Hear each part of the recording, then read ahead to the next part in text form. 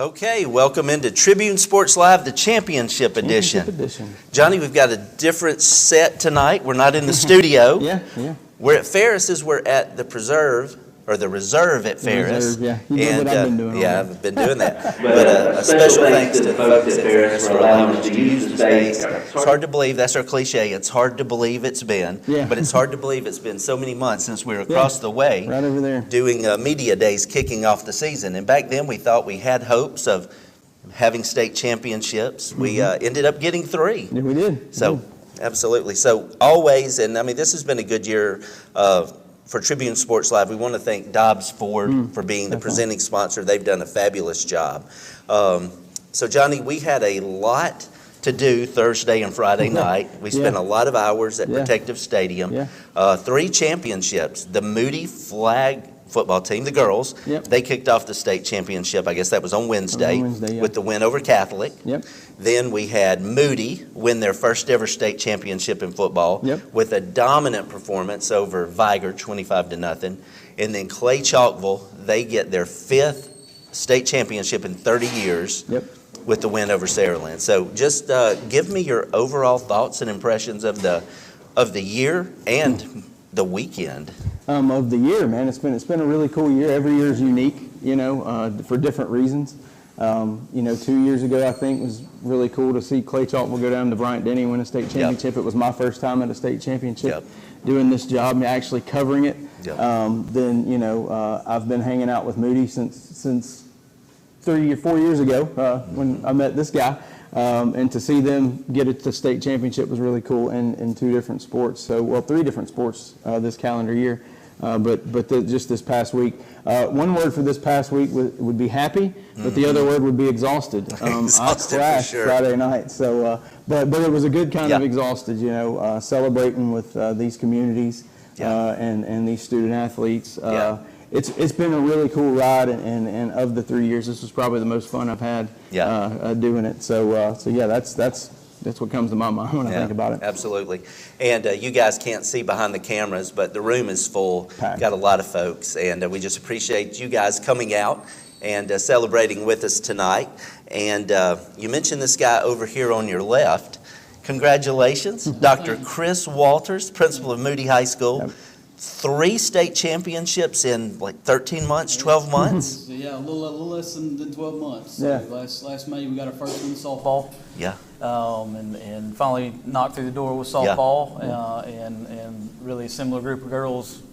Once you knock through that door, it becomes easier to win. And so knocked through it again in December. So that's awesome. Well, thank you for taking time to come out. I know you're busy after a state championship, and let's go ahead and get I'm not going to say the bad, but let's get the rumors out of the way. There's a lot of keyboard warriors. There's a lot of folks out there that think they know what's going on. Absolutely. They tell us what's going on. I can't even begin to tell you how many texts that Johnny and I get in messages for people that are in the know. So with all the rumors swirling around, circulating, at 6:05 on Monday night, December the 8th, I'll give you an opportunity to address that as the principal of the high school. Yeah, absolutely. So there's always every year. Jake came in, and I met him 4 years ago, and and we sat down, and he looked at me when he left, and he said that first night, he said, "Do you think we can win a state championship?" And I'm a little bit arrogant, and I said, "Yeah, man, this is what I want. This is what I expect is for state championships and everything." We've talked about that for years that county titles aren't good enough, and so we've talked about state championships. And that night, Jake, when he agreed that he wanted to come to Moody, he said, "I want to accomplish these things," and he's done every one of them that he told me he would do. And when you have that good of a coach, everybody wants that good of a coach, and so he's always had people that have come to him and wanted him to come take over their programs. I can't speak for Jake in this moment, but I can speak for myself, in that right now Jake's still our coach. That certainly could change at any point in time. But I'm going to stay the principal. I know there's a lot of rumors swirling that I'm going. I will look at everybody right now, and I have for several days. I'm not going anywhere. I'm staying right at Moody High School because we have a lot to accomplish that we've yet to do. We've got a new building going up, and I've become a part of the community. My son goes there. He's happy. We really love it out there. So. While I can't totally speak for Jake, and there's always rumors with Jake, and Jake has decisions that he has to make, and they're difficult sometimes. I can't speak for me, and I'm not going anywhere. So, plus you got 3 state titles to defend. Absolutely, at least. Absolutely. So. Well, I think what's really interesting, and I think people, when they step back and they look at it, Moody had never won more than 9 games in a season before Jake got there. The 4 years, it's 10-plus wins each year. And I think what Johnny and I have talked about over the last couple of years is that the 411 moniker, it started with the football program, but it then took place in the school, in the middle school, and then it spread to the community. And I think that was very evident just by the videos I saw from Ashland and the 411 network of just the celebration when folks got back to the gymnasium after the championship. Take a minute and just talk about what it was like to actually stand in that gym, see that blue map come across there, and know, wow, all this work and effort that we've put into this over 4 years has come to fruition. Yeah, it's kind of surreal, man, to be honest with you. It's, you stand on the field and I was part of some baseball state championships, but being on this end of it it's kind of surreal.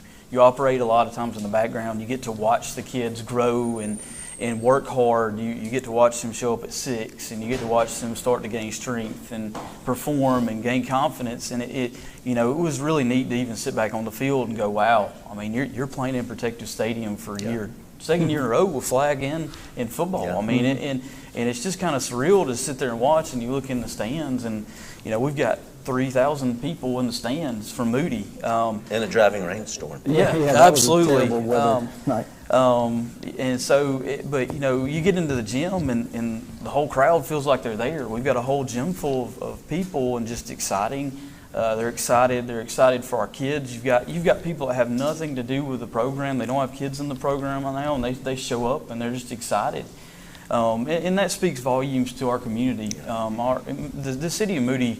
And I've been there for 12 years, and the city of Moody during that time has become hungry, not just for its school and its kids. They want really good things for the school and kids, but just the community in general. They want it to grow. They want to see good things happening everywhere you go.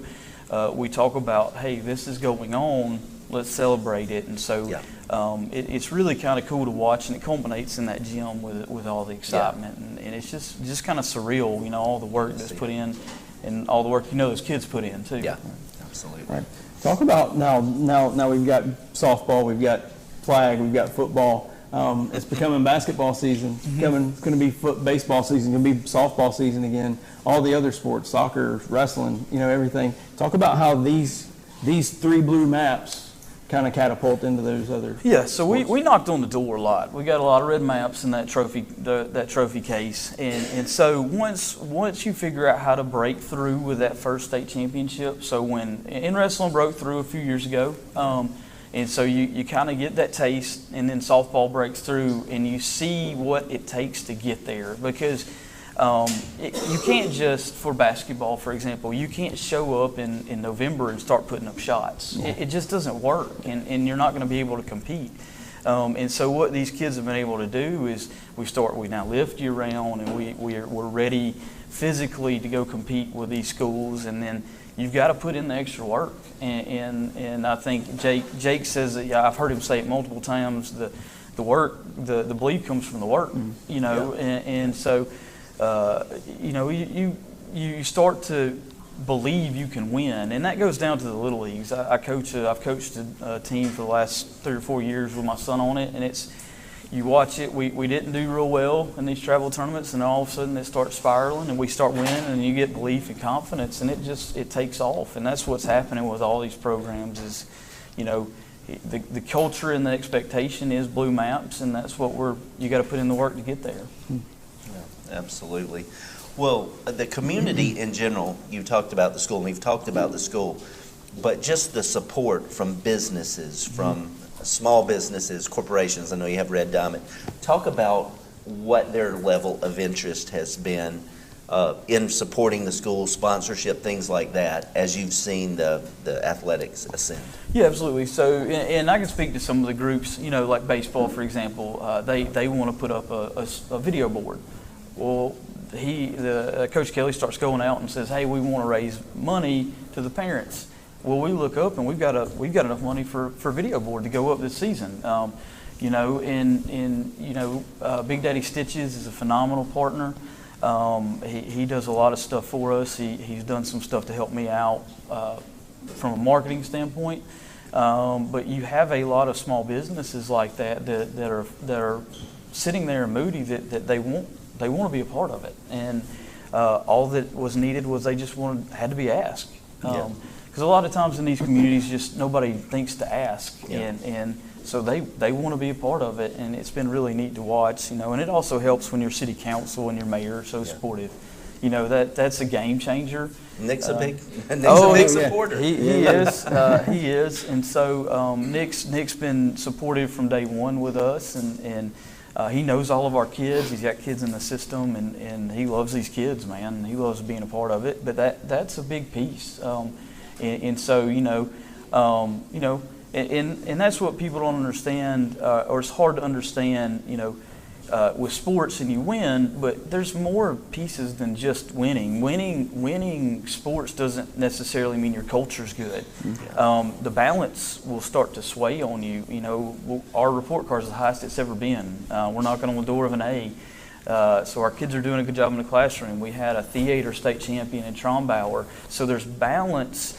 And so the city and the businesses and the culture are supported, so that way you can continue to thrive. Because what we don't want is if Jake decides to leave, we go find a great coach and we continue on with the standard and the expectation, and you win. And it's a winning culture and a winning community that really are big pieces in making sure that all of your programs are successful.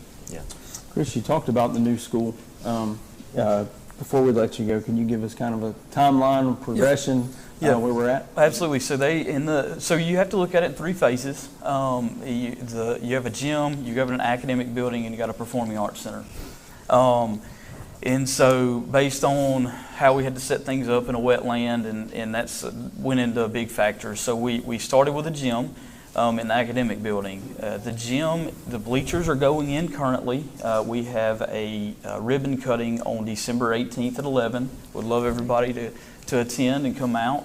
But we're going to do a ribbon cutting, let everybody kind of see the new gym, walk through it. We play Westbrook Christian that night with JV boys starting at 4:30. And then we play St. Clair on Friday night in the new gym. So it's really going to be kind of neat. But we'll open that up December 18th. The new school, we have a ribbon cutting on date for April 10th. We're going to do that as part of 411 Day, make it a big deal. Okay. Dr. Mackey's already on schedule to come talk at the ribbon cutting, and Lance Bell and Judge Hill. But the academic building will ribbon cut on April 10th. It's going to cut it close. We should have the building by then, but we're still thinking maybe in early May. We just had to get on Dr. Mackey's schedule. But we think we'll be in that new building in early May to be able to start taking stuff over. And then the Performing Arts Center, if you've been by it, man, it's completely gutted. The whole thing's gutted, but it's on set to be done next Christmas. So, wow. Cool. we know that you've got to get somewhere. You've got other things outside of academics you've got to go support, so we're going to let you do that. But thank you so much for your time. Thank you for coming in. Thank you for your candor. And thank you for just giving us an update. And enjoy those 2 new state championships that you got. Well, I appreciate you guys, man. I know the first time I met Johnny, I asked him for his media pass. So, y'all have always been really good to the Moody community, man. And I really appreciate you guys and all that you do to cover sports in our area and give these kids coverage and support. So I really appreciate everything you two do. Well, we're glad to do it. Absolutely. So, all right, we're going to take a quick break. Johnny and I are going to sample some of the food at Ferris's. It's not too late. If you want to come out, you can head over there, order your food, then come back over here and watch a couple of 3 state championship teams. So, all right, we're going to take a break, and we'll be right back. It's Friday night under the lights. Your hometown heroes are ready to deliver another big win. And just like the team on the field this year, Dobbsport is ready to deliver a big performance this season. Whether you're hauling a camper, driving a family vehicle, riding around in a Bronco with the top down, Dobbsport is going to give you the best price, the most for your trade, and the best customer service. At Dobbsport, we're proud to support our local teams and our local families. So come see us.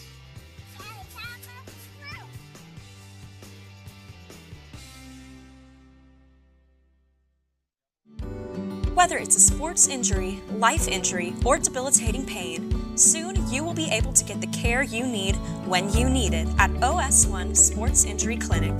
No more lengthy and costly ER visits or forgoing treatment and suffering until a physician can see you. This spring, you will be able to make an appointment or just walk in to our new location at the Pinnacle in Trussville and get back to living life sooner. Until then, you can always visit our Hoover location. To learn more, visit bettersooner.com or call 205-352-2911. We can't wait to take care of you.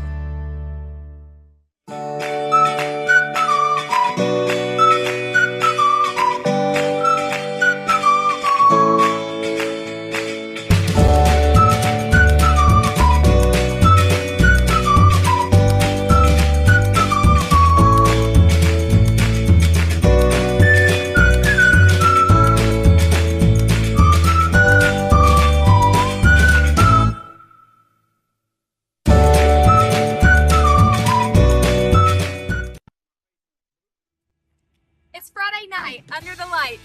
Your hometown heroes are ready to deliver another big win. And just like the team on the field this year, Dobbsport is ready to deliver a big performance this season. Whether you're hauling a camper, driving a family vehicle, riding around in a Bronco with the top down, Dobbsport is going to give you the best price, the most for your trade, and the best customer service. At Dobbsport, we're proud to support our local teams and our local families. So come see us.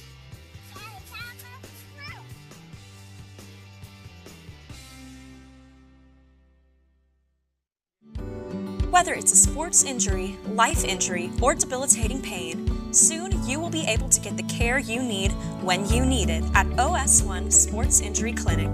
No more lengthy and costly ER visits or forgoing treatment and suffering until a physician can see you. This spring, you will be able to make an appointment or just walk in to our new location at the Pinnacle in Trussville and get back to living life sooner. Until then, you can always visit our Hoover location. To learn more, visit bettersooner.com or call 205-352-2911. We can't wait to take care of you.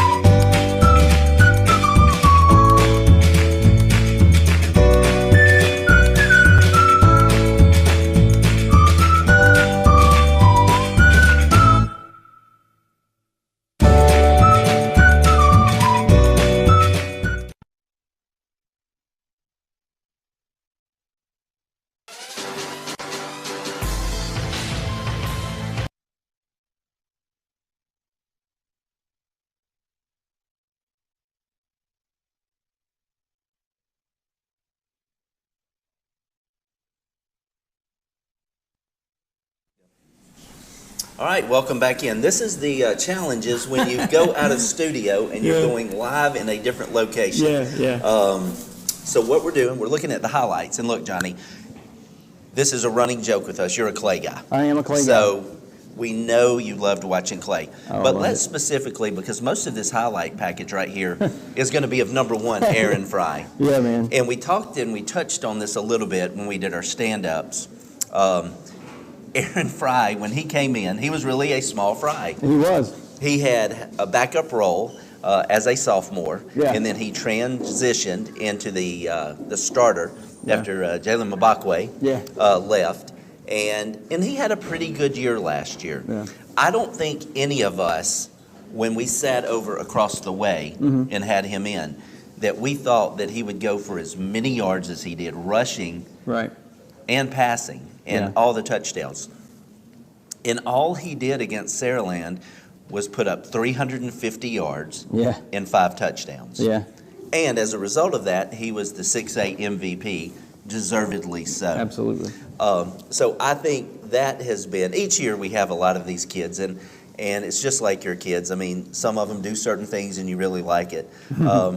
You know, what he has done, I think he has kind of endeared himself to us with his infectious smile and his great personality, and he's been Player of the Week multiple times. And you can imagine where that's leading up to. But just 100%. Give us your take on what you've seen out of him, his production as a quarterback for Stuart Floyd. Well, it's been really cool. I saw a graphic today somebody posted of his numbers and Jalen Mbakwe's numbers from their senior years, and they were very comparable. I think he had one less or one more touchdown than Jalen. I can't remember. I wish I'd have pulled that graphic so that we could put it up on the screen. But at any rate, to be comparable to Jalen Mbakwe, that's a pretty big feat. So you know, Aaron Fry, he'll go down in history as one of the greats at Clay-Chalkville High School. The kid just, you know, if you look at him, he's not an imposing figure. Well, Jalen wasn't either, really. No, not really. But these guys, you know, look undersized, but you can't measure his heart, you know. And then when he gets out there on that field, man, he gets slippery real quick. He can outrun you. He can. In some cases, I think there's a video package at the Super 7. There was a play where he just lowered the boom on somebody and knocked the dude sideways. So you know, that guy's he's something else. Like you said, 350 yards, all five touchdowns for Clay-Chalkville. You know, he's going to give credit to his linemen. He's going to give credit to his running backs for getting him in position because he's just that kind of kid. And that's what makes him stand out to me. You know, I was watching back some of our videos the other night when I got home and couldn't wind down from Clay-Chalkville winning. And my wife was like, let me see, you know, and I showed her video of him, and she was like, he just looks so sweet. He's like looks like the nicest kid you'd ever meet. On the football That's field. what I told her. I said, you didn't see him knock that guy sideways when they tried to tackle him. So, you know, Aaron Fry, you know, we don't want to make necessarily this the Aaron Fry show, but he made it the Aaron Fry show Friday night. But yeah, you know, he's something else this year. And like I said, an awesome kid. I said it a week or two ago. I was at Pinson for the Caleb White tournament, and Clay-Chalkville was playing. I was. And here he is at 10 o'clock in the morning supporting his basketball team the night after he beat whoever he beat on Friday night as the quarterback at Clay-Chalkville. So it's really cool to get to meet this kid, get to know him a little bit, and get to hear him say that the Trustful Tribune is his favorite media outlet, as everybody repeated. So yeah, just a really cool night, really cool season. Yeah, and I think, and I don't want to steal Coach Floyd's thunder, but I loved what he said in the press conference in the bowels of Protective Stadium. He said, look, Alabama State is getting a steal out of this guy. And if you look at his numbers through the playoffs, I mean, what he did, everybody that messaged us, that put posts out there, Muscle Shoals is going to shut Clay down. Muscle Shoals, they've dominated offenses. Clay has not seen anything like Muscle Shoals. Yeah, that didn't go that way. It did not. And well, they said that earlier in the year when they were playing Thompson. Yeah, that's true. Well, this is Thompson. And how many wins is that Coach Floyd has? 3 out of 4. Yeah, he's got 2. He's 2-0 against Thompson. Oh, yes, you're right. I take that back. 3-0 in the last 4. 2-0 for Floyd, yes. And it's just not Aaron. I mean, if you look at the surrounding cast, look, Corey Barber, 4-star. Yeah. You know, he signed with LSU. Yeah. It's a pain for Alabama fans, but we're happy for Corey. Absolutely. We're happy for you, Corey. Yes, 100%. You know, and then you had the development of other wide receivers like Jakari Johnson, Red. You know, he came on late, had a big touchdown. Nasir Ray. Yeah, Nasir Ray, Nasir Ray. who I think Coach Floyd called a Swiss Army knife. Yeah, He does everything. He's got a everything. special skill set where he can just do all kind of things. He's got size, he's got speed. He's kind of the secret sauce to that offense this year. Yeah. And then you've got a guy that is, I'm still scratching my head over why he has not gotten more looks from schools. I mean, I know he's probably maybe Alabama State bound, right? I think he's got an offer. Yeah. Yeah. But Josh Woods, Yeah. you know, he is a imposing running back. He He's is. got good speed. He's very physical. Yeah. So, you know, and Yeah, Alabama State is really recruiting Clay-Chalkville. They've got Aaron Yeah. Fry, JT That's right. Johnson, and could get Josh Woods, so that'd be something to watch. And then you look on the defensive side of the ball, and I mean, Saraland they were able to move the ball a little bit, especially later in the game. Yeah. But early on, it was just basic domination out of. You look at McIntyre, you look at Keith Richmond. Yeah. Those guys were really just containing Isaiah them. Brown. Yeah, Isaiah Brown. He was had all 10 over the tackles field, and 2.5 sacks. yeah. So you know what? We're waiting for Clay to get over here. Yeah. So I think what we're going to do, since we're on the fly and we're having to do this, we're going to take another break, and we'll be right back.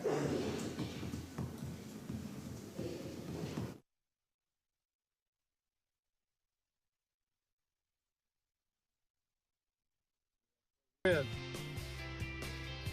just like the team on the field this year, Dobbsport is ready to deliver a big performance this season.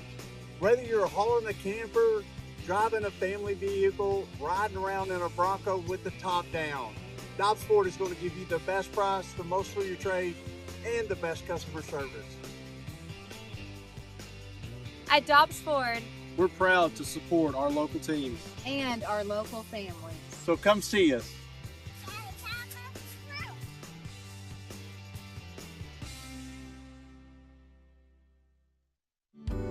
Whether it's a sports injury, life injury, or debilitating pain, soon you will be able to get the care you need when you need it at OS1 Sports Injury Clinic. No more lengthy and costly ER visits or forgoing treatment and suffering until a physician can see you. This spring, you will be able to make an appointment or just walk in to our new location at the Pinnacle in Trussville and get back to living life sooner. Until then, you can always visit our Hoover location. To learn more, visit bettersooner.com or call 205-352-2911. We can't wait to take care of you.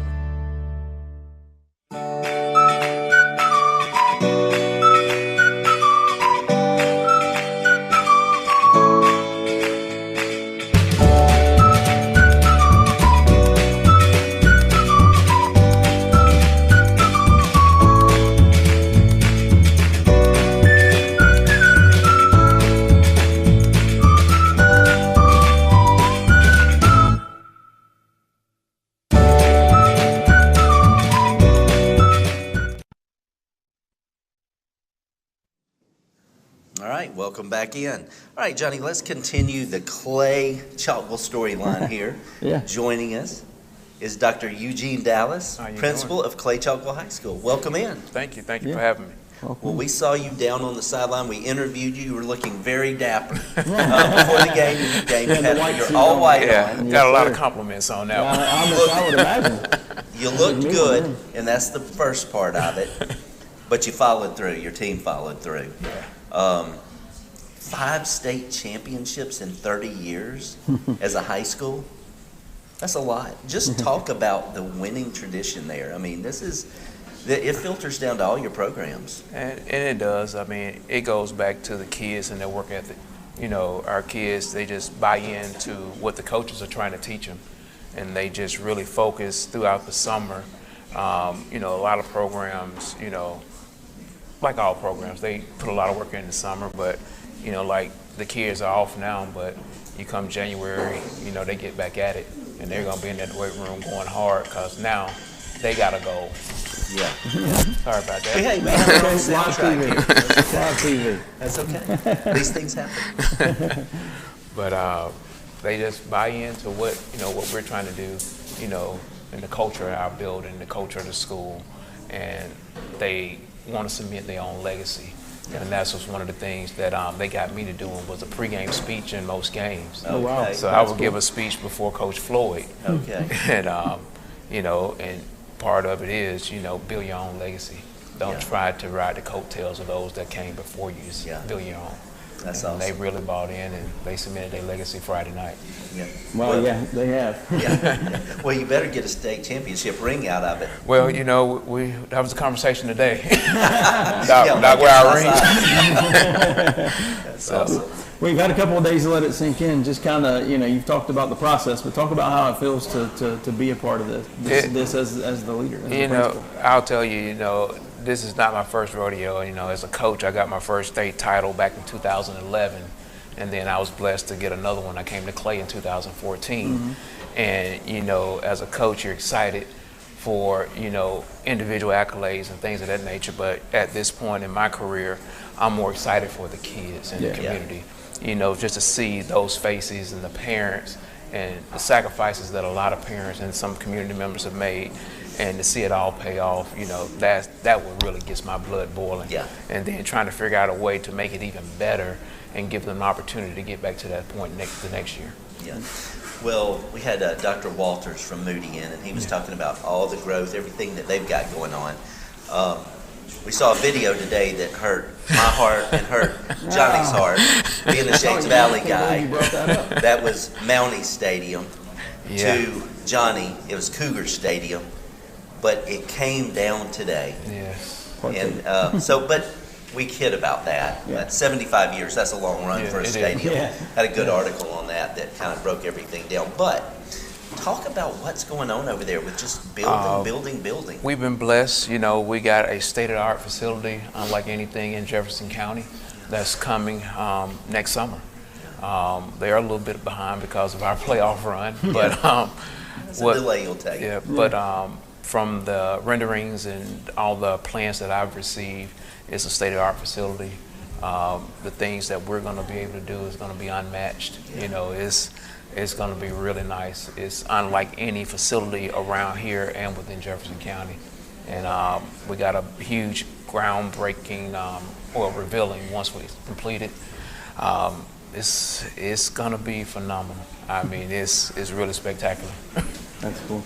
Talk about, I think we asked you about this on Friday, but talk a little bit about what it means to have someone like Stuart Floyd and that whole Stuart Floyd story. Yeah. That's kind of, we would say unfolded, but I believe it's still unfolding. Yeah, you know, Stu is someone who I had the opportunity to meet back in 2014. You want me to come join you? I would love so. Come on, why not? That's what we do for live TV. Bringing in Stuart Floyd. What did y'all tell me before I got off the phone today? I don't remember. You said we were the last ones. But then Cheek said you needed to be the first one since you had a basketball game. Don't talk to Cheek. Okay. Cheek's not in charge. Lesson learned. That's the first mistake. All right, so y'all will need to share mics right there. Okay. We're Do you talking. want me to come sit over there? Yeah, come sit by me. Yeah, why not? Sorry. Hey, it's live TV. Everything you need to know.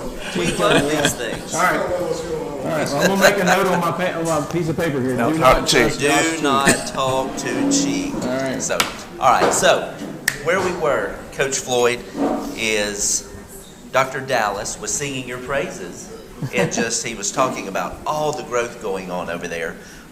And we may have interrupted you mid-sentence there, so we'll let you. You know, like I said, I had the opportunity to start working with Coach Floyd back in 2014, and you know, I had started coaching back in 2004, and I had the opportunity to come to Clay, and being in that offensive room with him, I thought I knew football. I really learned football, you know, after 10 years. And seeing some of the things and how meticulous he was and how, you know, just detail-oriented he was with just the simplest of a play. you know, it's told me a lot about him. And then the most important thing is the rapport that he builds with his kids. Yeah. It's more than football. Yeah. You know, like when we say it's family, it's truly family. And we've had kids that have went on and played at the highest level. Yeah. And those kids still reach out to them just like they were, you know, still kids. You know, like this past summer, Nico Collins came back on the field, and, you know, he still was like a kid running around on that field. And it really says that, you know, really gives me a lot more, you know, just solidity in my decision of bringing Coach Floyd back on as the head coach. Good decision. Oh, yeah. Good decision, yeah. All right, well, we'll talk to this guy right here. Coach Stuart Floyd, state champion. So we did an article about you. I know your theme of this year was legacy. I don't think anybody has a better legacy than you. So for the folks that don't know it, this guy quarterbacked the very first Cougar State Championship back in 1999. You party like it was 1999? We did, actually. Yeah. So They used to work cell phones. that's right. Yeah. So he returns as an assistant coach in 2014, wins a state championship. Well, you came back before then. Yeah, that was after you got the stew burger. Yeah. Which is you got a burger named after you. Stu's Magic Mushroom. Stu's Magic Mushroom. So you came back, you spent time there. 2014, you claim the state championship. You leave, you come back. 2023, you get a state championship as a coordinator. And then, as the head man, you get the trifecta there. So just talk about, you know, we say Johnny's a Clay guy. Johnny, you're not a Clay guy. This is a Clay guy right here. Big Clay guy. Talk about what it means to you just to be Mr. Cougar. Well, apparently I have a grill and a fancy watch now. I've seen that. Also, I saw that. yeah. No, I mean it's been good. You know, I don't. It really didn't dawn on me. You know, until after the game that people are saying. Yeah. You know, whatever. But you know, it's good for our kids and our coaches. You know, it's way less about what I'm doing and more, you know, what our assistant coaches have done this year, what our players have done, and really, man, I mean, it was it's a player-led team, and so I can't sit here and take all the credit or half the credit. You know what I mean? I just make sure we got a bus and we get to the game pretty much. But man, yeah, just a fantastic year, and just had a little time to sit back and reflect and look at all of the goals that we had throughout the year, man, and some of our individual just offensive stats and defensive stats they'll be pretty surprising when they come out. Yeah, that's crazy.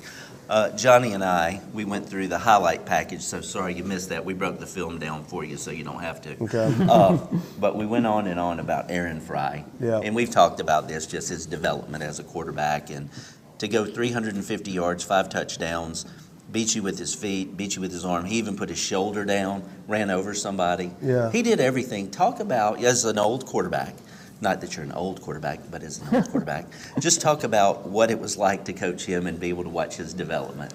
Yeah, I mean, that's, you know, coaching quarterbacks that's my niche, right? That's what I do. And, you know, I kind of let Coach Brooks Garrett kind of get his feet wet with that this year, and so we kind of tag team that. But you know, Aaron's like, they don't make a better person than him. You know, anybody that knows him and his family, there's nobody better.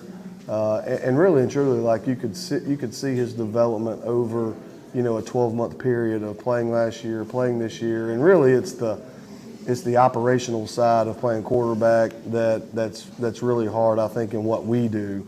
But once you kind of get past that learning curve, I think it prepares you, you know, for what you're going to see in college and, you know, whatever else. You know, we've had 2 that played in the CFL over the last 10 years, so you know, I think we've done a good job of taking what we got and maximizing it. Yeah, and you know, and look, there's a pattern, right? You know, I know Gary shared his stats and Mbakwe's stats were almost identical. We talked about that earlier. So, you know, if you play quarterback and you can throw and run, I can do great things with you. It's not bad. Yeah, and so, but he's a special player. It's good. And I told him on Monday or Tuesday, I was like, look, man, like, it's the last game. We're going to run the crap out of you. If you get hurt, we'll run the crap out of him until somebody finishes the game. Yeah. So that's awesome. Coach, talk the other side of the ball. You set a record for Super 7, I believe, with 8 sacks. Todd Hoover. Todd Hoover. Todd Hoover, 8 sacks in the game. 38-21. Saraland got a touchdown there at the end, but other than that, and a few hiccups. I wasn't happy about that, man. Yeah, we saw that you weren't happy. Somebody pointed that out to me when I got home. They're like, I wanted 38-14 real bad. It just looks better, doesn't it? It looks like, it looks a lot better. It looks like a whipping. Yeah. So just talk about that side of the ball, Coach Helveston and those guys. Yeah, man, they did a great job, honestly, and it's I think one of the things we kind of learned throughout the year, even when we got into the playoffs, is that sometimes less is more schematically with what you're doing, and I think once we kind of figured out that, depending on who we're playing and what style they're playing, depends on how we play, right? If we're going to be super aggressive, or can we get to them with 3 and drop 8 and make them figure it out. Saraland's one of those teams, they thrive on the big play. And so, obviously like them and Thompson, like, you've got to eliminate the big play and make them just keep snapping the ball over and over. And then eventually, they may make a mistake. And so I think that's, that was kind of the thought process of playing them. Homewood was very similar. And so when you got guys, like, you got some dudes, like, you don't have to get just super crazy. And as long as everybody knows, we're all on the same page, like, you don't have to be super complex. And I thought Jake, did a good job of just seeing that, seeing the result of just, you don't have to do a lot with these guys. Just let them play, right? If they're thinking, they're not playing as fast, and we want to play fast. And man, they were super physical, Friday, and really, ever since the Jackson, it's odd that Jackson Nolan outscored Saraland, Thompson, Homewood, and Muscle Shoals, and Mountain, Oxford. And I was like, y'all were not ready to go that week, right? And we had the week off before, so it's one of those things you run a risk when you take a week off and you don't really respect your opponent. That's what happens. Those things happen. And so we talked about that today, jokingly. It's funny now, but it wasn't funny. It wasn't funny that first half. It wasn't funny Sunday after that game. I bet. So I think we were still learning our team as the playoffs went along, and honestly, about round 3 or 4 is where we had a great idea who we are on both sides of the ball. That's awesome. Well, you mentioned in the press conference you went through the season pretty much unscathed, one really injury, and I think if I'm remembering correctly, you guys were in pads every day, 72 days, I think you said. Yeah, we wear shoulder pads. We're not full pads every day, but we're. But you're in shells. But look, our kids, they think shoulder pads is full pads, so they'll be tackling in February, March with no pads on. So it's just it's different. a mentality. Yeah. Well, we know Coach Cheek has given us the directive. You've got to be somewhere, so we're going to wrap it up. Well, if you Coach Cheek doesn't know my schedule. Okay. So, well, let me ask you this. Because I got guys coming still. Okay. Well, we're here. We got it. We'll get them up. So the thing that was very interesting about that year, hey, if there is a Clay person, is that, Isaiah? You can come on up. Come here. Just don't hit us. Yeah, we don't want to get hit. The thing about last year, that was first year, transition year. The team was really good, got the win over Thompson, kind of maybe lost momentum a little bit. This year, it seemed like you guys, and we started hearing this when we would talk to the players, when the players would come in, we would hear what they were saying. They were so locked in, and it seems like you guys just continually got better and better and better. Now, I know coaches, they don't like to speak this way, but at what point did you allow yourself, or maybe you didn't, but was there a point where you went, man, we're a really good football team. I think we're going to win state if they do everything that I'm asking them to do. Well, that's, I think Friday, like on the bus ride down there, you're probably thinking that. Okay. But no, I think in the springtime, we knew that. Just in the spring, the practices we were having back and forth, a lot of times you can tell, like if it's offensive heavy or defensive heavy, but it was back and forth, every day of, the defense is getting the better of the offense or vice versa. And really and truly, like I'll tell you this, it really started in December. After we lost, I did exit meetings with every player, every coach, and I asked them, what can I do better? What did you like? What did you not like? And I think the overall thing I got from a lot of the players was they wanted me to be harder on them. Wow. And so, and it's not easy, especially when you're a believer, right? Yeah. It's a fine line of, you want to be Christ-like, but you got to be hard at the same time, and that's a hard balance. It is a hard balance, and it's something that with our kids. Yeah, I mean, it doesn't come easy, but I thought for our kids, like, I need to be what they're asking me to be, right? They're being transparent with me, and so I've got to, be willing to go there and dive off to the deep side a little bit, but not in a crazy way, but just be consistently, demanding on what they do and the expectation that they come with every day. And so I've tried to, because Coach Gilman and I, we're different people, and so I think maybe just the transition from he to I, was different. And it just it takes a little time to get comfortable in your own skin, I think, and with the job. Sure. And so for me, I felt more comfortable with what I was doing and all that. And then simultaneously, you've got maturity happen at the same time with your players, right? And so it's never static. No, and so it's all a part of that, a culmination. So it's not just any one thing. It's, I'm maturing, they're maturing, and we're kind of tightening up that culture that we're trying to build, which is transparency, which is discipline, and honesty is what we're wanting from our players and coaches. And so, a lot of times coaches don't seek advice from teenagers, right? But I thought it was important to, smart. It's just, it's what we do in college, right? You do exit meetings and you find out what was good, what was bad, what can we improve on, and we'll do that again this year, right? You're always improving, you're always growing, or you're dying, one or the other. And so we're not perfect, right? We didn't play a perfect game this year, so I think there are things that we can always get better with the structure of our organization and all those kind of things. Yeah, that's great.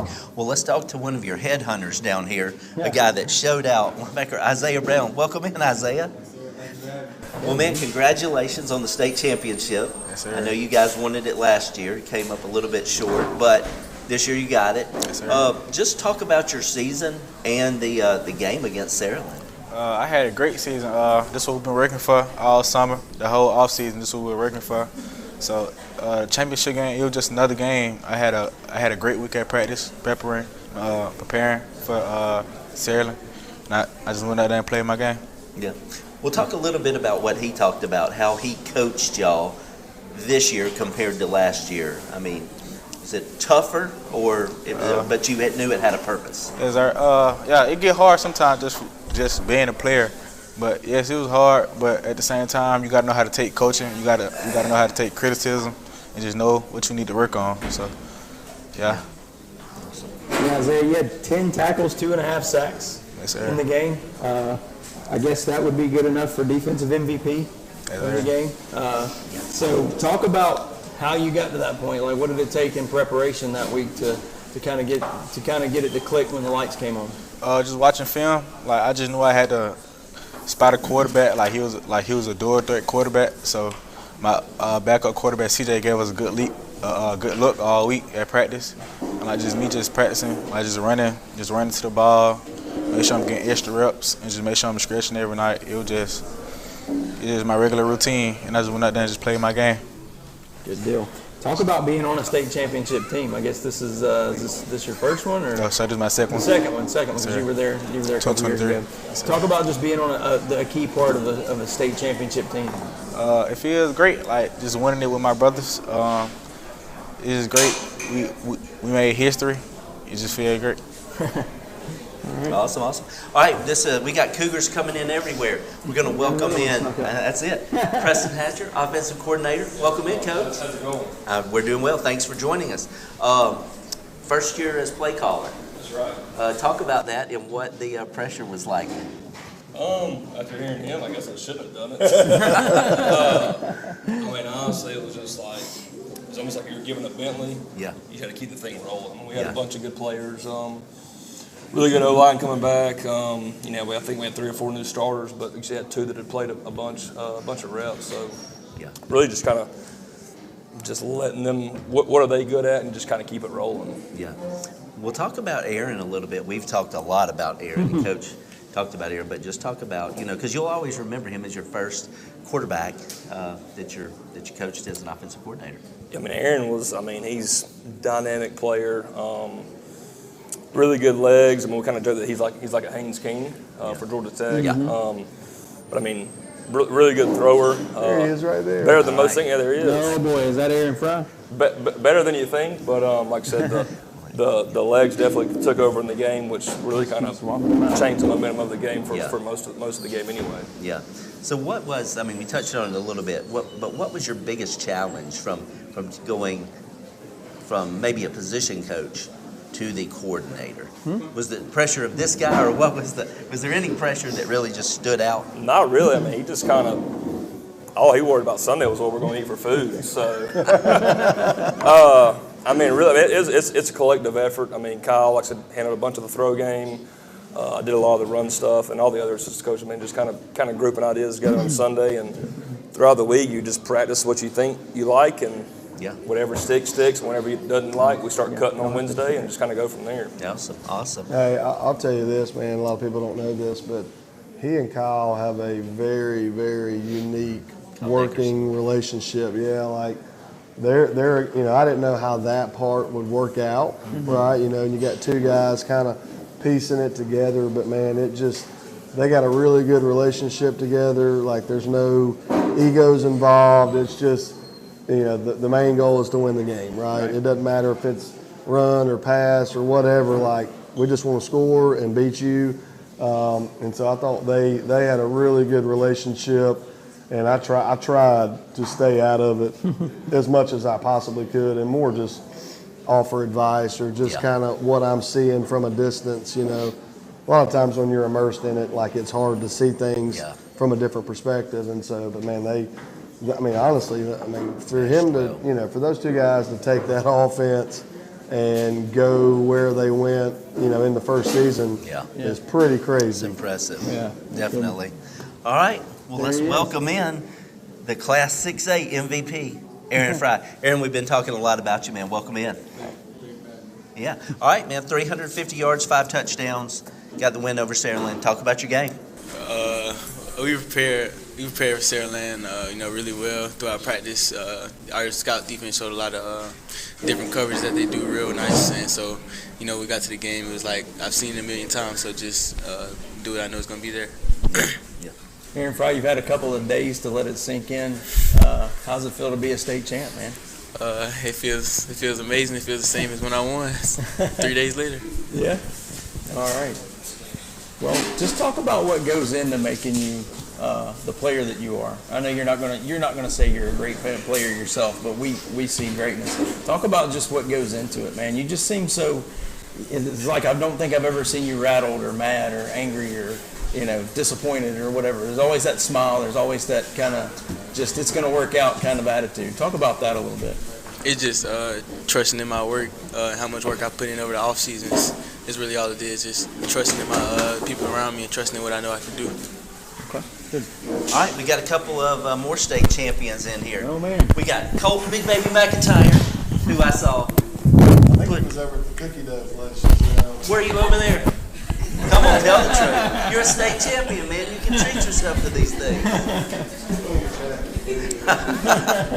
Well, man, I saw you showing out, and we've got Quentin Lowe, another guy that brings the heat on that defensive side. Man, y'all are state champions. Talk about how it feels. It feels amazing. A lot of hard work for it, so I feel like that what makes it feel even better. Yeah. What about you, Cole? I feel like it was more deserved because of the season we had last year. So I feel like we just wanted it more this year. Yeah. I asked Coach this question. At what point in the season, was it maybe after the Thompson win, maybe after another win, where you thought, hey, we're pretty doggone good. We may win a state championship. Was there a point that you thought that? I ain't really think during the regular season. I really thought about doing like round 3 and round 4, most shows home with. That's how I thought we were going. Yeah, yeah. What about you? I was the same. Really, most of the shows really when we got the semifinals play, it really started coming to me. Yeah, yeah. I'd like to ask y'all the same thing. Kind of when did it click that we may be a championship team? I knew this summer that we was gonna have a shot at it, just from all the hard work we put in and like just wanting it, and just us. We put out second round last year. I just knew we just had to work this off season. I'd probably say after the Thompson game, we fought through adversity. Bad first half, came back and won that game. So we went through a lot of adversity that game. So I knew we had to, the talent to make it to the championship. Absolutely. All right, well, talk about what it's like going against this guy in practice every day. Talk about how he made, about how he made you better as a defense. He gave us a very good look, because he run around a lot, and he got good ball placement. So I feel like it just gave us a good look. Did you get tired? Bugging him down there. Did you get tired? I'll be honest with you. The most competitive part of our week was Thursday.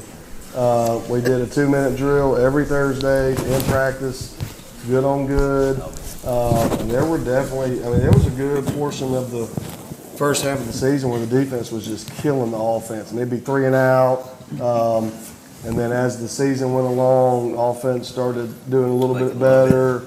And man, we had a battle on Thursday. I'm talking about it's some high level football going on. Yeah. And getting the games in it's a little bit easier. Yeah, it was very, very competitive. I would say, I don't know, it's probably their favorite period they look forward to. Maybe not you, because you're probably tired from pass rushing, 10 straight times. But just situational football. Like a lot of times people will do that stuff on air, but this was good on good, and it was a kind of a learning curve for everybody of, just situational football, different situations. Man, super competitive, and really you're not going to see anything better on the either side. So it was good preparation going into each week. Yeah, yeah. Well, talk about this guy. We never talk about this guy a lot, but we watched him for the last 3 years. Joseph Del Toro. He was Mr. Consistency. The bull. And Freddie Flowers, we love what Freddie says, and when he makes the call. But yeah, just talk about what it was like, what you had in your back pocket, knowing that you probably had 3 if you needed it. Yeah, I think there are definitely certain key ingredients to championship football, right? Got to have a great defense. You got to have a great offense, and you got to be good in special teams, right? A good kicker is one of those key ingredients, I think, that kind of puts you over the hump against certain people, right? There were times, where field goals came into play, right? And just having his experience, and he's a funny person. I think he's probably said a few cuss words to me in Spanish, but because I'll get on his tail. But he was real. He had never played football until last year. Okay. So 2 years. Yeah, he only played 2 years. Okay. Actually, yeah. I don't think he was on the team in 23. But yeah, just having him around and that consistency, and being able to. He thinks he's a defensive player because he hangs out with the linebackers, but he can't tackle anybody to save his life. But yeah, he's definitely a key piece that we'll have to replace going into next year. But yeah, man, just having that, he had a big field goal in the first half Friday. Yeah. Just super consistent most of the year, and so that's definitely a key piece you got to have. Yeah. Well, man, congratulations to you, your team. You guys, y'all always, your players when they came up, because y'all were always the team of the week or you had a player of the week, all the guys always conducted themselves very well. They represented Clay-Chalkville very well and their families. And you guys have been a pleasure to cover. And we'll be covering a little bit more. But congratulations, guys. 6A state championships. This guy's got 4 rings out of the 5 that the school has. But congratulations. Hey, thank y'all. Y'all probably missed a basketball game. Or maybe No, y'all we're about to okay head on out. time? We're good. All right, so tell Coach Cheek to send me. He's right there. Coach, He's all messed up, man. Well, there's a staff over there. We appreciate you guys. Sorry, too, if you missed it. Yeah. That's it. All right, well, there's your Clay-Chalkville Cougars, 2025 6A state champions. We're going to take a quick break, and we'll be right back. It's Friday night under the lights. Your hometown heroes are ready to deliver another big win. And just like the team on the field this year, Dobbsport is ready to deliver a big performance this season. Whether you're hauling a camper, driving a family vehicle, riding around in a Bronco with the top down, Dobbsport is going to give you the best price, the most for your trade, and the best customer service. At Dobbsport We're proud to support our local teams. and our local families. So come see us.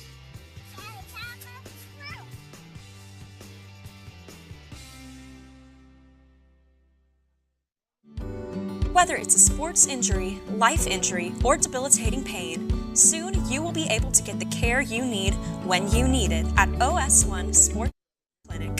No more lengthy and costly ER visits or foregoing treatment and suffering until a physician can see you. This spring, you will be able to make an appointment or just walk in to our new location at the Pinnacle in Trussville and get back to living life sooner. Until then, you can always visit our Hoover location.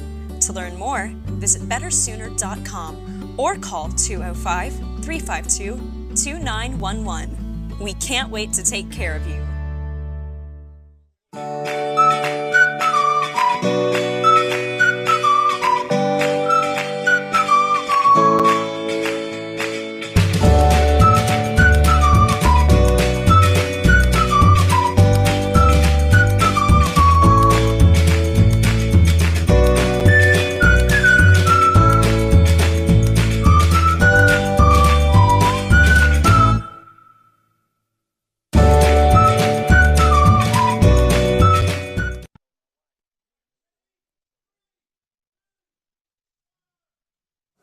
All right, welcome back in. All right, another state championship team, 2025 5A state champion, the Moody Blue Devils. All right, we've got A lot of transition going on. we got a lot of transition going on here. All right, so we got LaCameron Meadows, MVP of the state championship game.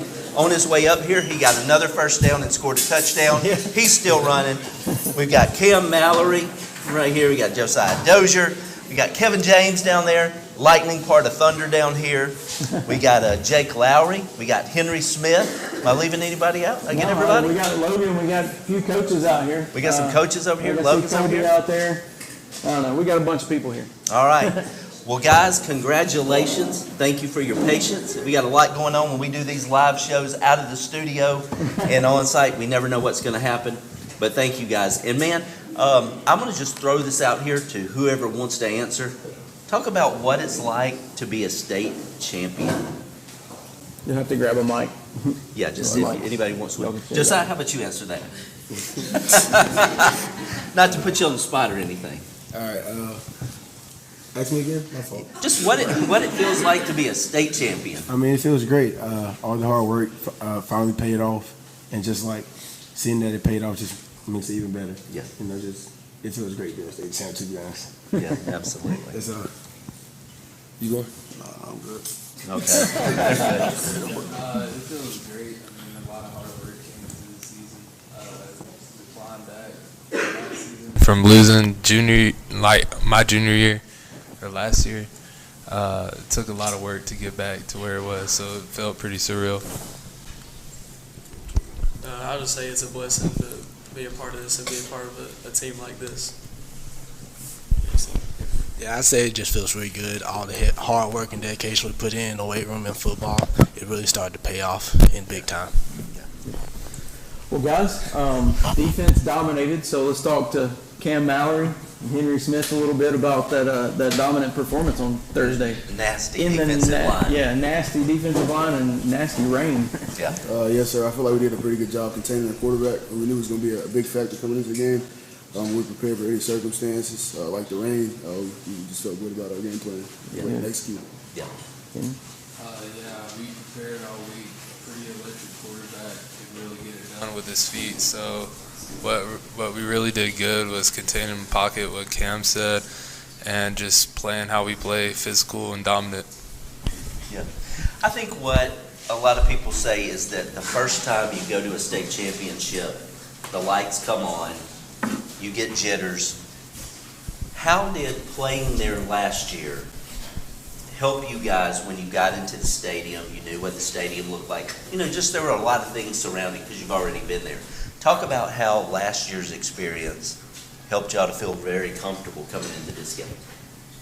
Yes, sir. Last year, the big thing was don't look up at the lights and don't soak it in until we've done it. This year, they said we can use it to our advantage, and they kind of wanted us to embrace it because we're so familiar with it and we're used to playing in an environment like that. Yeah. Yeah. Well, back circling around what Cam said, that was our main thing. We had an advantage on Viger because we've been there before. We've experienced the loss, and we said before the game we weren't coming out of the game until we won. Yeah. Jake, talk about what it's been like, your ride coming in, taking over the reins from Charlie. We got to actually see Charlie on the sideline Friday night. But, your game really picked up when the playoffs rolled around. You could kind of see that towards the end of the season, and you really seemed to be in the zone once you got into the playoffs, especially these last few games. Just talk about your progression as a quarterback. I mean, it's never easy coming in as a first-year starter, but you had a lot of pressure on you. Talk about that. I mean, just being on a team like this with such great, receivers, a great O-line, it takes a lot of pressure off of me, even if it's my first year starting. I mean, a lot of growth, experiencing things for the first time in varsity. But, yeah, I'm just lucky to be a part of an offense like this. Yeah. Running backs, like Cameron Meadows, Kevin James. Thunder and Lightning. Talk about how cool it is to have someone like Cameron. You kind of get things started off. KJ comes in, sets you up. You set him up. Talk about kind of the relationship there and the on the field performance between you guys. How that kind of goes together and works. We just practice hard. We come in and practice dialed in. We tell the O-line what's up, man, and they do a phenomenal job of doing their part. So, they brought us a long way. Yeah.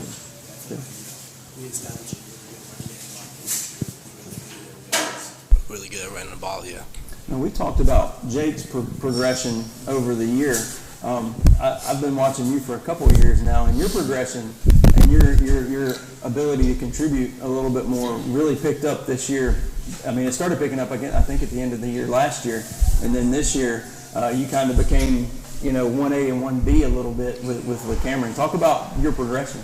I mean, I just kept on working last year, just stayed true, and kept my head down, worked, and just kept on working until I got where I needed to be. Yeah. Well, I mean, I'm sure Jake's plan going into the game with the weather being nasty like it was, that y'all were going to pound the ball, and you guys have got a great offensive line. And so did you have any idea that you were going to be able to run with that much success? Because it looked like you were running with a lot of determination. You were giving out licks instead of receiving licks. Yes, sir. I just knew last year, I seen the pain in my seniors' faces, so it's only right we get the W, and come into the bill with the blue map. So it's only right. So I just had to, leave it all on the field. Yeah. So when Johnny and I got there, we got there quite a few hours before the game. But, the weather was really bad. It was nasty. Johnny and I talked and we're like, this is really sad because there's not going to be a lot of fans. And you hate for a team to have to go out and play a state championship with no fans in front of them. And boy, when we walked out there, we were surprised. I think the entire city of Moody showed up. Talk about what that meant to you guys to see, the fans out there in the cold weather, the rain, and man, they stayed to the entire end. I mean, the Moody community is a special thing. They played a big factor in us winning the state championship, being there, being loud for us, and just believing in us and just showing up to every game, no matter how far away it is.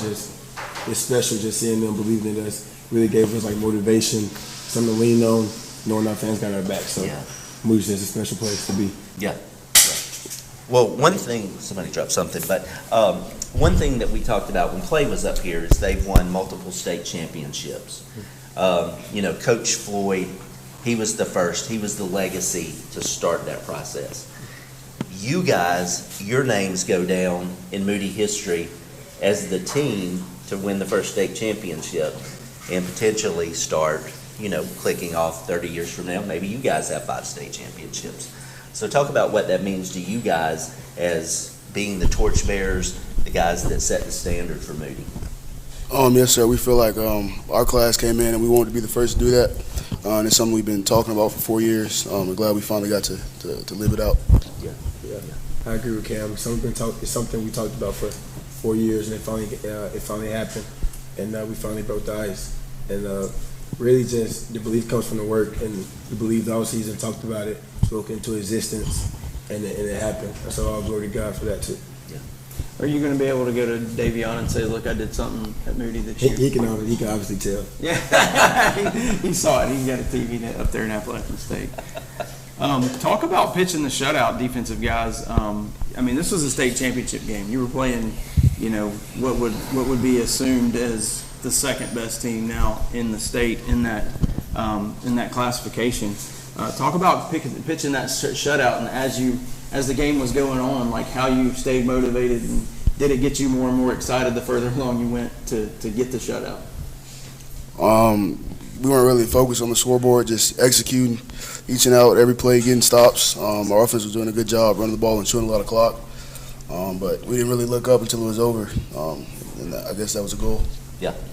Yeah, what Cam said, we came in with a great game plan. We dissected their film in and out, and we came in and just had the mindset of just dominating. And we did. Gotcha. Well, all right. Let's get Coach Eastham up here. Yeah. Unless we can squeeze in. Coach, you want to come up here? We can't see because of the lights. But Yeah, we can't. I see something moving that way. I think that's it. It's a funny one.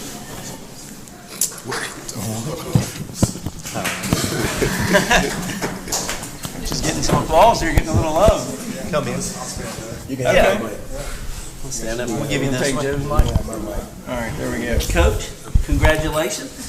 Congratulations, I should say. We had you in studio not too terribly long ago. Yes, sir. But, man, congratulations on that state championship.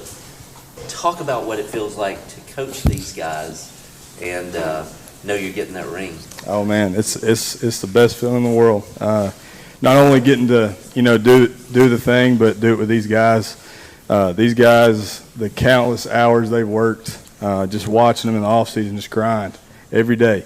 Every day they're in the field house, in the weight room, watching film, and like Joe said, it's finally paid off. And I think they feel that, we feel that.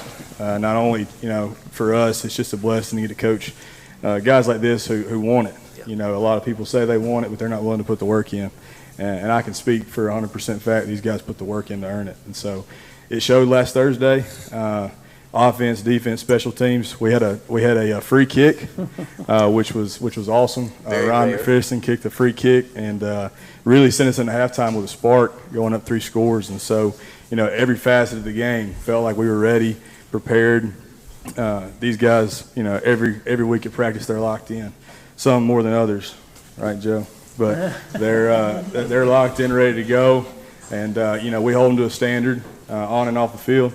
And so it's been a blessing to do this with these guys this year. So we're thankful to be a state champ. Yeah. Just drew a blank on what I was going to Yeah, that's okay. I got one for you. So we asked Coach Floyd this question. At what point in the season, because y'all took on an incredibly difficult schedule, taking on Gainesville, taking on Auburn, took those 2 losses, but then you get into region play, you're dominating people, then you have a close one against Leeds. So you guys had a really great season until you got into the playoffs. But at what point during the season did you think, you know what, everything that we've done, we're going to win a state championship? Yeah, I can't necessarily, I think, point to a certain game or a certain time, but 2 games stand out to me was the Jacksonville game. Okay. We were at Jacksonville, and it was tied at halftime.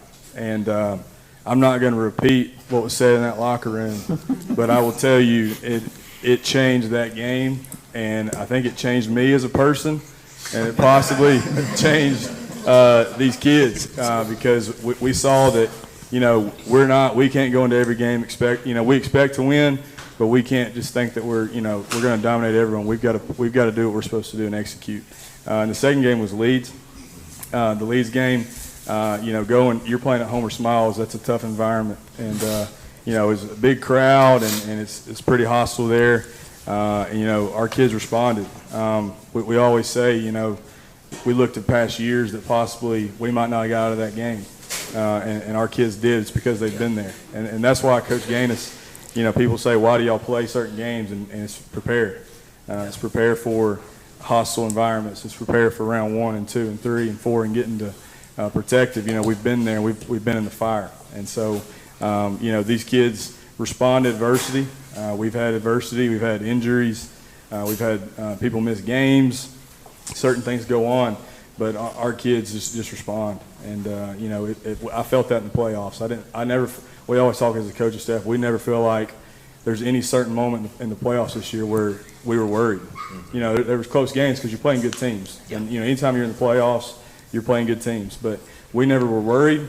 We were just ready for our kids to respond, and they did. And so execution, it showed, it paid off, and like you said, we got the ring. So it's exciting. All right, your offensive line coach, almost 300, maybe over 300 yards of rushing against the state runner-up. Talk about what went into that. Talk about your offensive line a little bit. We don't have any of them up here, so talk. Well, I'll say this: when you have running backs like Cameron Meadows and Kevin James and Juju Hill, you don't have to block a ton. But I'll tell you this: our O-line, man, they bought in this year like nothing I've ever seen. And we talk about it. We replaced 4 guys last year. We talked about that earlier in the year. And anytime you replace 4 guys, not that you're worried, but you're kind of thinking how are things going to shake out. And we had three seniors that had never really played, and they worked their tails off all season. Dagan Medlock, Max Myers, and Caleb Ragsdale, who was a tight end, and we moved him to tackle. And all week when you're playing a good team like Viger, their defense is amazing. And so you go in, we always preach to win big games, you got to stop the run and run the ball. And so we preached all week we're going to have to run the ball, knowing that probably was going to be rainy and cold. And so, when you play in December, you got to be able to run the ball. And so we preached that all week. And, man, our guys responded. We went to that first drive, and after that first drive, it was like a weight was lifted off my shoulders as an O-line coach because we had that drive. We went up 7-0, and it felt like the game was in our hands. And so I couldn't be more proud of them. Funny story, my center, Max Myers, like I said, hadn't really played much. Played tackle for 3 years and moved to center. Gainesville, he's right-handed, snapping with his right hand, breaks his right hand, has snapped left-handed, and snaps left-handed the rest of the year. And so, it's just it's a mentality thing for us that we're going to do what we have to do to be successful. And so I couldn't be more proud of them, more proud of our offense, defense, and these kids up here, man. They deserve it. Us coaches, we really don't do that much. We like to think that we do. But at the end of the day, these guys just execute, and they make our lives easy. So it's a blessing to be a state champion. That's awesome. Your O-line has to block these 2 guys, plus Josh Willett and Big Willie and Barack and all those guys. Yeah, it's a lot. Yeah. It's a lot. Well, guys, we appreciate you guys so much for coming in. Absolutely. Thank you for your patience, for hanging out with us. Congratulations, man. Y'all will always be known as state champions. That's right. Moody's first state champions on the football field. And so thanks a lot. Congratulations. Congratulations on that MVP. Yeah, absolutely. Thanks for always coming in, having that great smile, and being so articulate and giving us your thoughts. We appreciate that. And Coach Eastman, we really appreciate you for coming in as well. Absolutely. So, all right, so we're going to take a break. When we come back, it should be ladies first, but we've saved the best for last. So when you come back, we're going to talk to the Lady Blue Devils who won a state championship as well. We'll be right back. It's Friday night under the lights. Your hometown heroes are ready to deliver another big win. And just like the team on the field this year, Dobbs Ford is ready to deliver a big performance this season. Whether you're hauling a camper, driving a family vehicle, riding around in a Bronco with the top down, Dobbs Ford is going to give you the best price, the most for your trade, and the best customer service.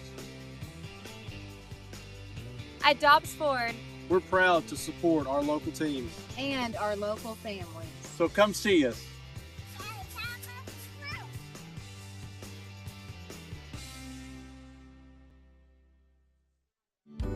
Whether it's a sports injury, life injury, or debilitating pain, soon you will be able to get the care you need when you need it at OS1 Sports Injury Clinic. No more lengthy and costly ER visits or forgoing treatment and suffering until a physician can see you. This spring, you will be able to make an appointment or just walk in to our new location at the Pinnacle in Trussville and get back to living life sooner. Until then, you can always visit our Hoover location. To learn more, visit bettersooner.com or call 205-352-2911. We can't wait to take care of you.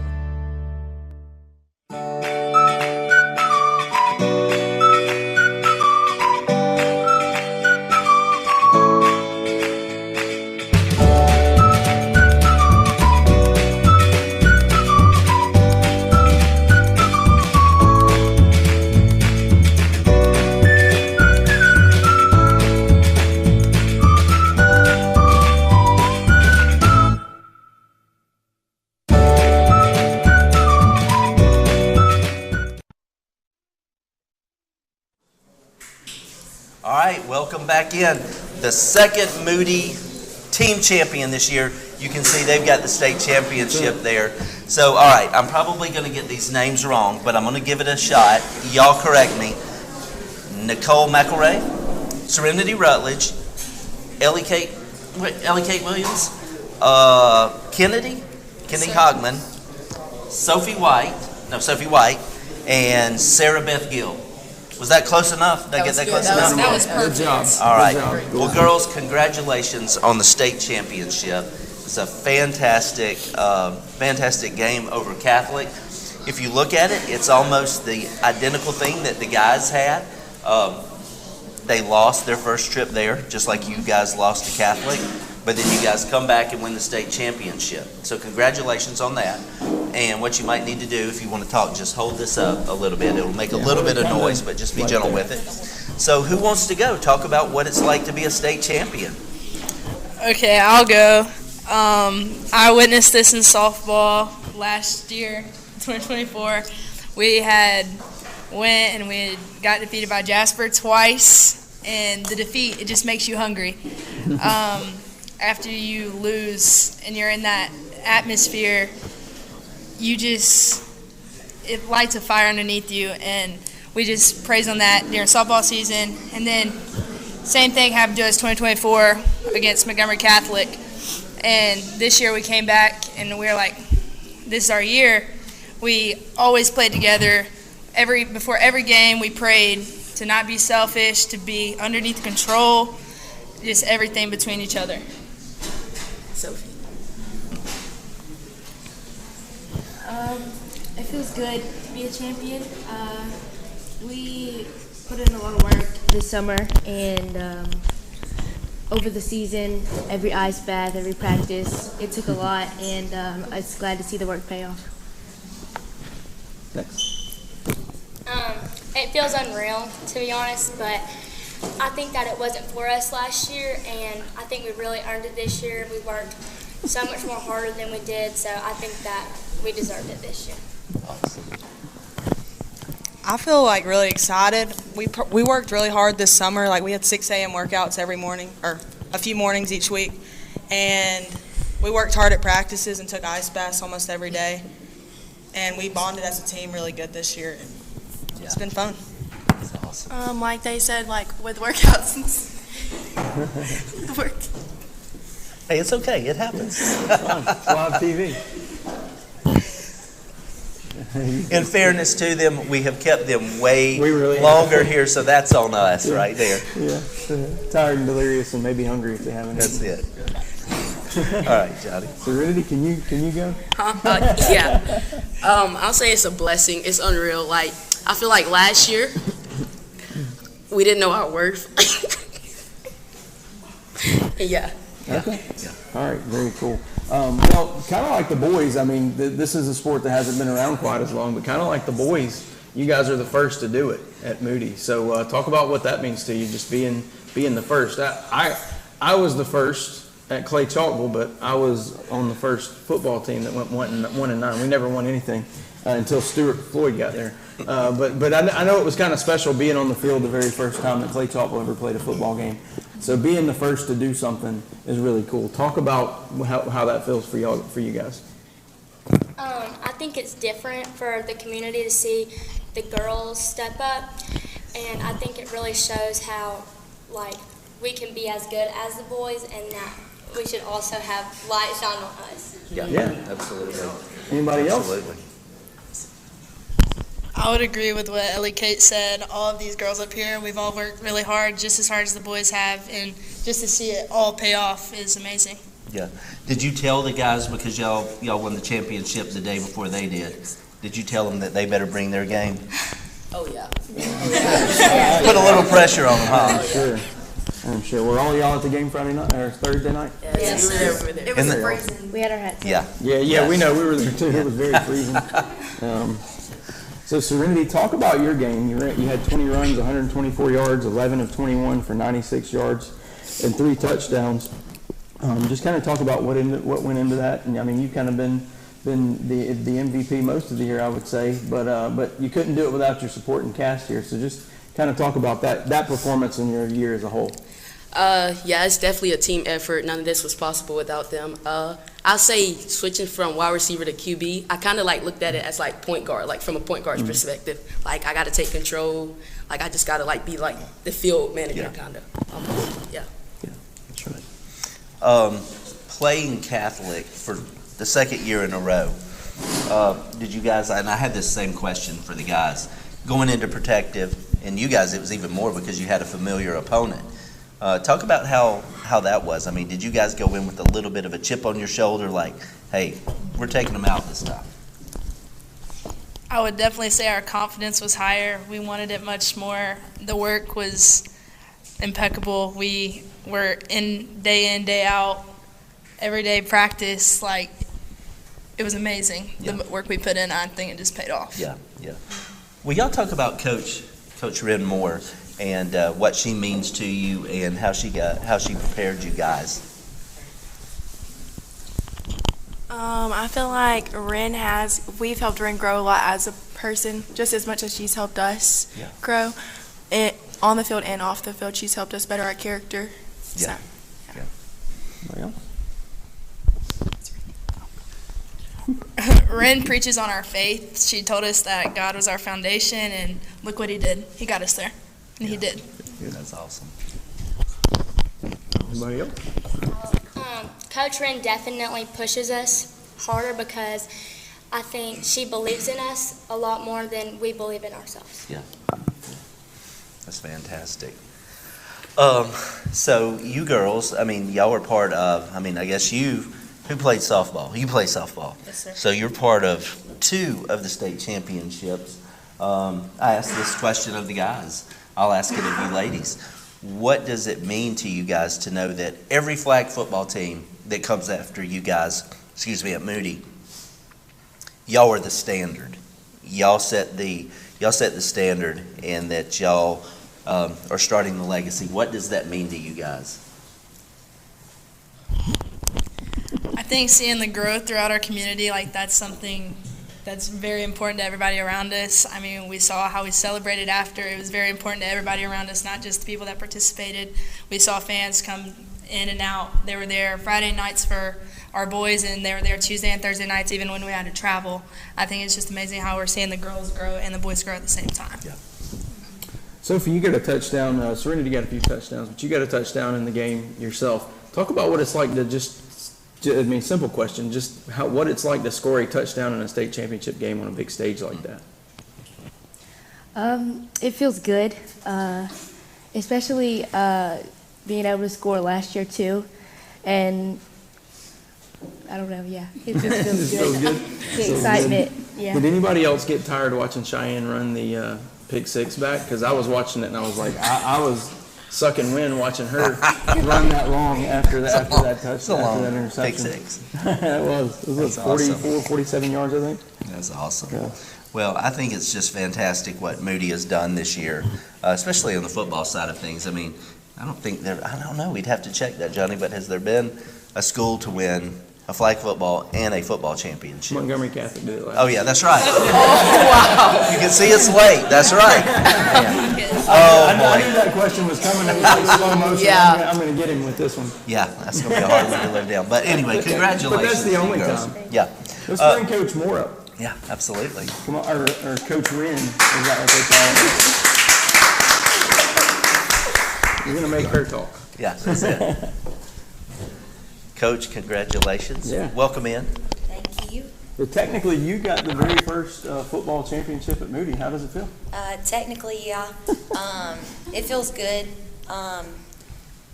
We support the boys a lot, just like they support us. So we kind of weren't focused on who was going to bring it home first. It was kind of a group community effort and a student body effort when it came to encouragement. So we kind of didn't let that reflect on how our season was hoping to end the way it did. Coach, talk about y'all kind of dominated the beginning of the game and then lost a little traction later in the game. Montgomery started scoring a little bit. Talk about your message to the team at that point in the game. Montgomery had a couple of scores there. We talked about 24 minutes. All we had left was 24 minutes to, hold the ball as close to the end as possible. We preached on enjoying the lights, but silencing the noise, because we feel like that was one of the big takeaways from last year to this year and us bringing home a state championship. So we tried to relay the message on that time and time again throughout the whole game. But at the end of the day, we knew that it was going to be a dogfight because everyone plays their best game when they played us. Yeah.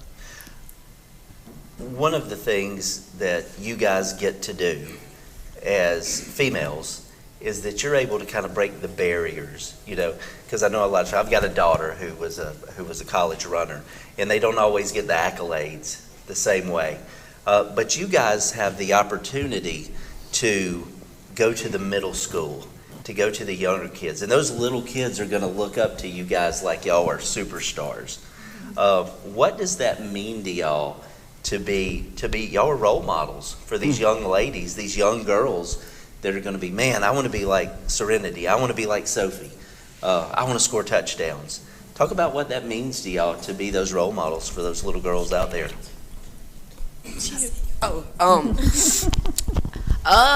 I mean, it's a blessing again. I feel like, yeah. Here, you got it. Sophie got it. Sophie's got you. Sophie's got it. It feels good to have, those little girls, especially now that we have a flag league and a whole bunch of girls to make a full team. Even having a girl on the sideline and riding the bus with us there, letting her see that perspective of things and wanting probably to join the team when she gets older. Absolutely. Because I know I felt the same. Something when I was tangible. younger. She could actually see that now. You know what it's like. So along those same lines, I'd like for all the girls to answer, if you can. When you were that age, did you ever look at the boys' football team and go, I think I can do that? Did y'all ever have that idea as young girls? And how cool is it to be able to be doing it now, even if you didn't think like that? I wouldn't say I watched boys football when I was little, but to be where I am now, I'm definitely grateful. Yeah. All right. I'll say yeah. I got a brother. Yeah. We always go back and forth, and I always tell him I'm better than him. So for sure, yeah. Always like, I can do way better than you. For sure, yeah. Elijah don't want to hear it. Oh no. I kind of agree with Kennedy. I didn't watch boys football, but I am grateful to be where I am today. I watched a little bit of football. I played Little League flag football, and ever since I first started playing it, I loved it. Yeah, to back off what Seth said, I also played flag football when I was younger, so I definitely looked up to the boys, and it feels really cool to be one of those older girls that I would have looked up to if I would have had that back then. I watched football whenever I was little, but I never really wanted to play it until I got to high school, but I wish I would have earlier because it's fun. Yeah. We know we've got a lot of tired and hungry girls here, so we'll wrap it up in a second. But Coach Moore, talk about what the seniors on the team mean to you, and just any of the girls. I mean, they don't have to be seniors, but just talk about your relationships with the girls. And it's always a journey when you have a team. You go through so many trials, and you really become more than a team. You become a family. Yeah. So just take a minute to talk about that. I'll just compare it to the growth because only losing 2 seniors from last year, we basically had the same team back, adding a couple new girls. But my senior class that I have this year, they're leaders. They're vocal. They're good friends. They're good classmates. They play multi-sports, and some of my seniors have already won a state championship with another female program on campus. So when you have girls like that, you're able to bring them into your program and carry that energy and standard into what they have already seen been done with one sport. And then I have some girls, that don't get out on the field as much, but they are probably the best teammate on the sideline. So it's just been a blessing. We have really, really great seniors that have just stepped up and been there for teammates and made people better and just made people believe in what this program could be like. And we're losing some really good teammates. So that's awesome. Well, congratulations on the championship. Girls, congratulations. It's a big deal. Y'all are state champions. Y'all enjoy that. Thank you. And sorry that we kept you so late. Yeah, for real. So, all right. We're glad to have you guys. Well, Johnny, that closes it out. We'll have one more show. It'll be the All-Tribune team. And then we'll go into basketball, which we're already in a little bit, but then roll into softball, see some of these girls, and baseball as well. So thanks to Dobbs Ford for sponsoring us all year long. Thanks for Ferris. We bookended at Ferris's. We started over the way for media days, ended up over here for the championship edition. And Ron Burkett, he came in and took Tyler's place as a producer, and we put a lot on him tonight. We did. And, we threw him a lot of curveballs. Man, if you could see him working behind the camera, he was doing an awful lot. And we appreciate all the fans for coming out. Thank you guys for having the patience to deal with us as we're doing a live show out of studio. And thank you so much for the support. And Johnny, what do you got to say as we wrap it up? Nothing. I just echo what he said. Glory to God for what we get to do and for who we get to hang out with. These cool girls here and all the players, coaches, Ron, each other. Yeah, absolutely, man. Get to hang out and build relationships, and that's what it's all about. And it is. I just appreciate, Scott Buttram, our owner, for giving us the opportunity and giving us a lot of free reign to do kind of what we want to do with this sports program or the sports department that the Trussville Tribune has. We thank all the listeners, watchers, readers, whatever it is. Just thanks to everybody that supports us, because as much as we get thanked for supporting you guys support something that we enjoy doing. So I'd like to say thank y'all for